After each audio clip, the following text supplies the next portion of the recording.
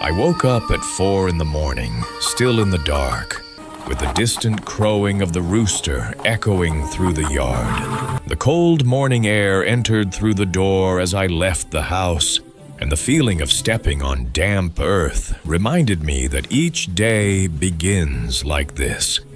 Early, simple, and full of responsibility. As I walked to the corral, all I could hear was the chirping of crickets and the crunch of my footsteps on the ground. I grabbed the aluminum bucket and the clean cloth to strain the milk. The oldest cow, Estrella, was already waiting for me in the corner, as if she knew the exact time. I patted her back, thanking her for another day of work, and sat down on the stool. The sound of milk slamming into the bucket is almost like music to those who live here.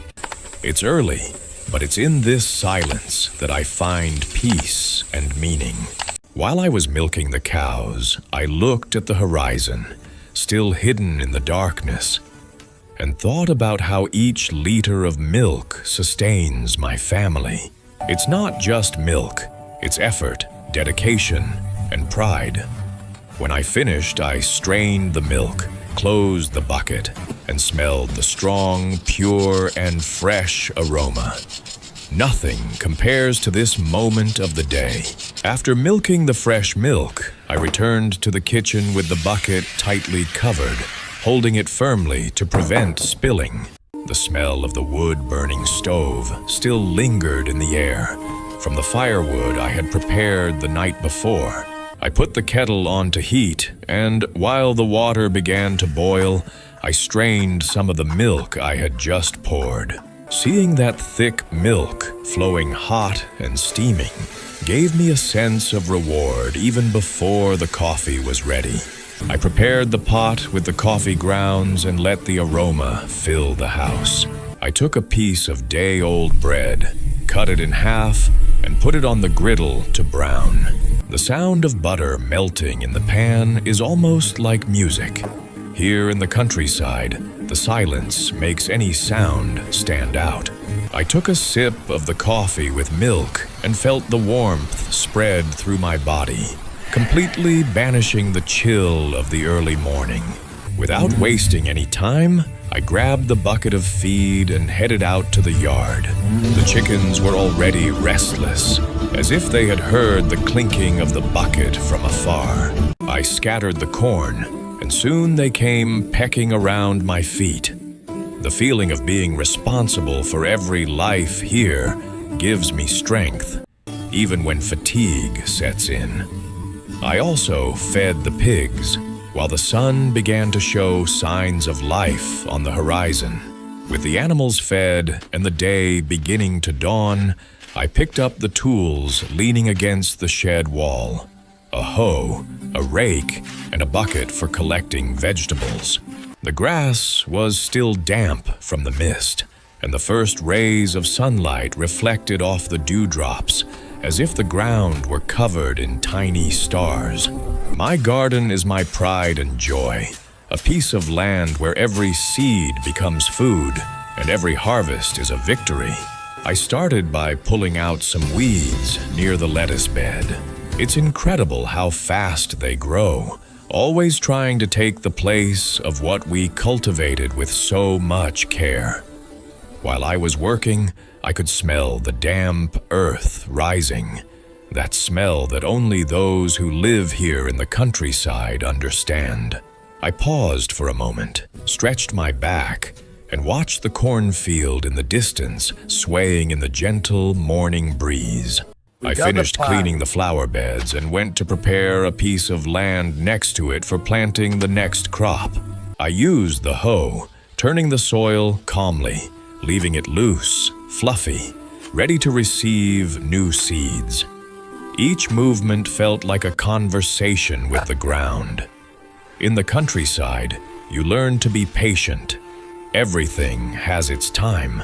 Before leaving, I picked some kale and parsley leaves to take back home, thinking about the lunch that was still to come.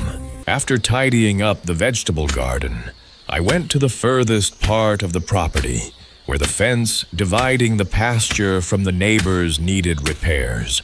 On the way, I took with me the pliers, some staples, and pieces of wire that were stored in the shed.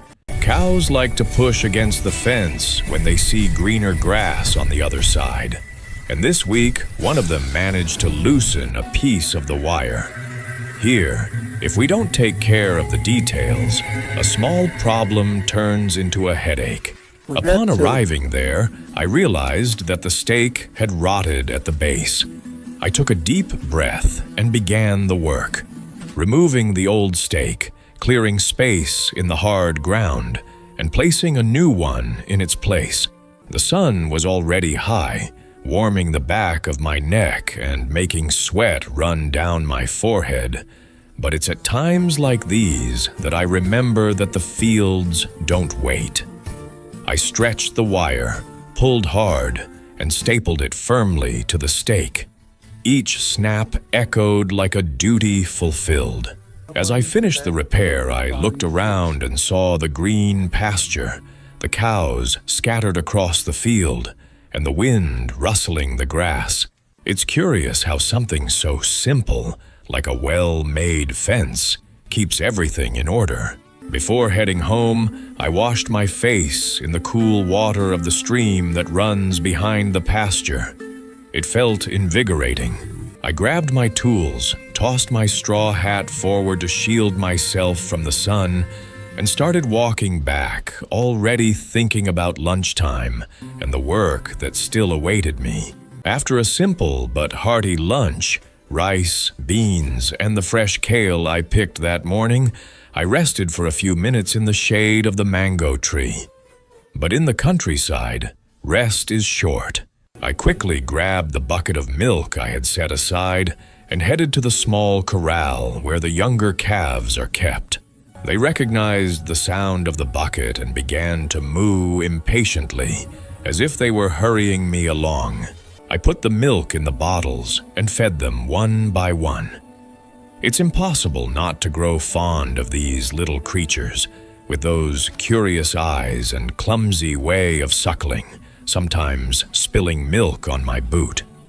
While they ate, I took the opportunity to observe if they were all healthy, with shiny fur and no signs of wounds. Here, any carelessness can be costly. When they finished, I went to the barn. Inside, the smell of dry hay brought me a sense of tranquility. I organized what was out of place, stacked the feed bags, and swept the floor, raising a small cloud of dust. I found some tools lying around and hung everything on the right hook. Keeping the barn tidy makes work easier and avoids wasting time looking for what you need. Before leaving, I checked the mineral salt level in the trough and took one last look at the calves, now lying down and satisfied. I closed the gate and walked back home, feeling that quiet pride of seeing the results in the growth of each animal. As the sun began to hide behind the trees, the sky was tinged with orange and gold. This is the time when the countryside seems to breathe more slowly. I took advantage of the soft light to take one last walk around the property, making sure everything was in order before nightfall. The cows were already gathered in the pasture, ruminating peacefully, and the birdsong announced that it was time to return to the nest.